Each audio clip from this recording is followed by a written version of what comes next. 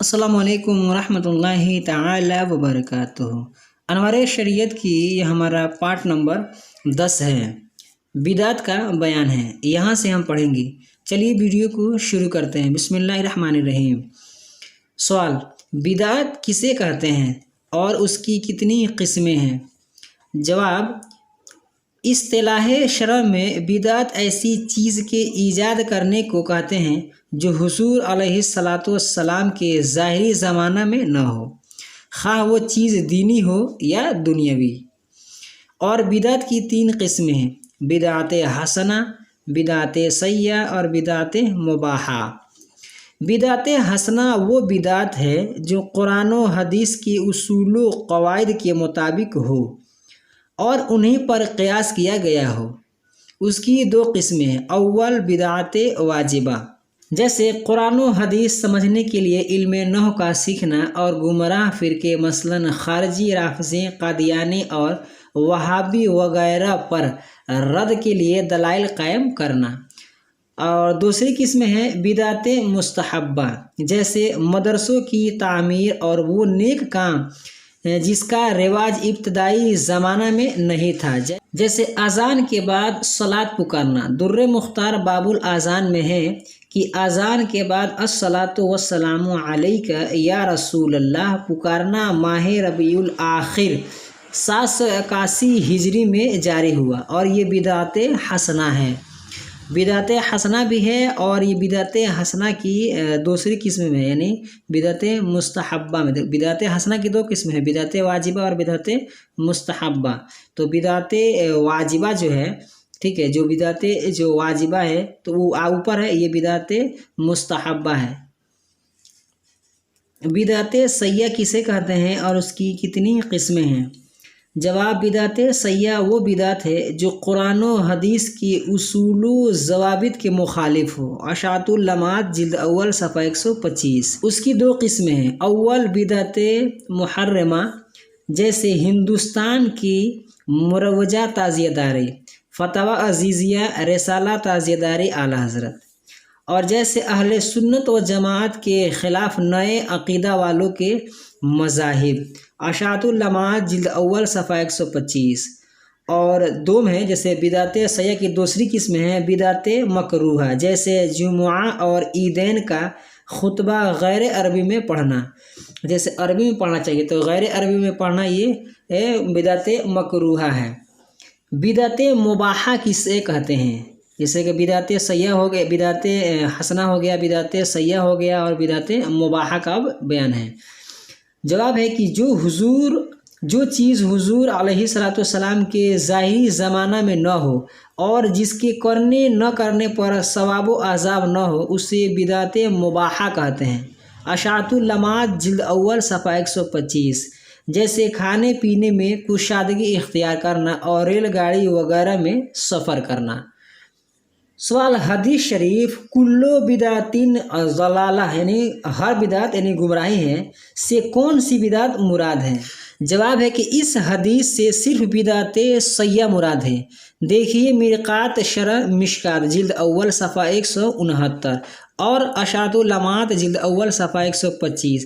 اس لیے کہ اگر بدعت کی تمام قسمیں مراد لی جائیں، جیسا کہ ظاہر حدیث سے مفہوم ہوتا ہے، یعنی سمجھ میں تو یہی آ رہا ہے کہ ہر بدعت جیسے بدعت حسنہ ہو، سیئہ ہو، مباحہ ہو، تو فقہ، علم کلام اور صرف و نحو وغیرہ کی تدوین، ان کا پڑھنا پڑھانا سب ضلالت و گمراہی ہو جائے گا۔ جیسے کہ بدعت کا حسنہ اور سیئہ ہونا حدیث شریف سے بھی ثابت ہے۔ جواب: ہاں، بدعت کا حسنہ اور سیئہ ہونا حدیث شریف سے بھی ثابت ہے۔ ترمذی شریف میں ہے کہ حضرت عمر فاروق اعظم رضی اللہ تعالی عنہ نے تراویح کی باقاعدہ جماعت قائم کرنے کے بعد فرمایا: نعمت البدعۃ ھذہ، یعنی نعمت البدعۃ ھذہ، یعنی یہ اچھی بدعت ہے۔ اور مسلم شریف میں ہے کہ حضرت جریر رضی اللہ تعالیٰ عنہ سے روایت ہے کہ رسول کریم صلی اللہ علیہ وسلم نے فرمایا کہ جو اسلام میں کسی اچھے طریقہ کو رائج کرے گا، اس کو اپنے رائج کرنے کا بھی ثواب ملے گا اور ان لوگوں کے عمل کرنے کا بھی ثواب ملے گا۔ اور جو اس کے بعد اس طریقہ پر عمل کرتے رہیں گے اور عمل کرنے والوں کے ثواب میں کوئی کمی بھی نہ ہوگی۔ اور جو شخص مذہب اسلام میں کسی برے طریقہ کو رائج کرے گا تو اس شخص پر اس کے رائج کرنے کا بھی گناہ ہوگا اور ان لوگوں کے عمل کرنے کا بھی گناہ ہوگا جو اس کے بعد اس طریقہ پر عمل کرتے رہیں گے اور عمل کرنے والوں کے گناہ میں کوئی کمی بھی نہ ہوگی۔ مشکاۃ شریف صفحہ 33 کا سوال، کیا میلاد شریف کی محفل منعقد کرنا بدعت سیئہ ہے؟ جواب، میلاد شریف کی محفل منعقد کرنا، اس میں حضور علیہ السلام کی پیدائش کے حالات اور دیگر فضائل و مناقب بیان کرنا برکت کا باعث ہے۔ اسے بدعت سیئہ کہنا گمراہی و بد مذہبی ہے۔ تو کہنے کا مقصد یہ ہے کہ یہ میلاد شریف وغیرہ کرنا یہ بدعت سیئہ نہیں ہے بلکہ بدعت حسنہ ہے۔ اس کو کوئی بدعت سیئہ کہے تو وہ گمراہ بد مذہب ہے۔